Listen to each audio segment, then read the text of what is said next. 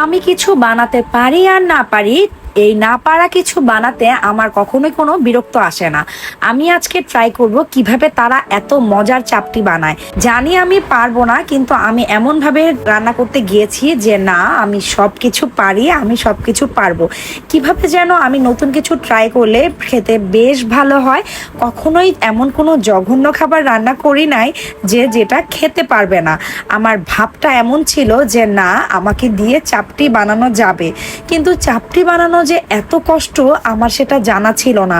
আমি যার কাছ থেকে চাপটি বানাবো শুনেছি যে তারা কিভাবে বানায়, আমি ঠিক সেইভাবে সেই জিনিসগুলো নিয়েই চাপটি বানাতে নেমে পড়েছি।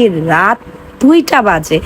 এখন আর কি করব, রাত 2টা বাজে। আমার যেহেতু মনে হয়েছে যে না, চাপটিটা বানানো দরকার, আমি চাপড়িটা বানাবো। খুব সুন্দর করে আমি চাপড়িটা বানানোর জন্য প্রসেসিং শুরু করে দিলাম বিসমিল্লাহ করে। কিন্তু ভাই, এ কি অবস্থা, কি হয়ে গেল! না কড়াই থেকে চাপটি উঠে, না সুস্থভাবে আমি এই চাপড়িটাকে উঠাতে পারলাম।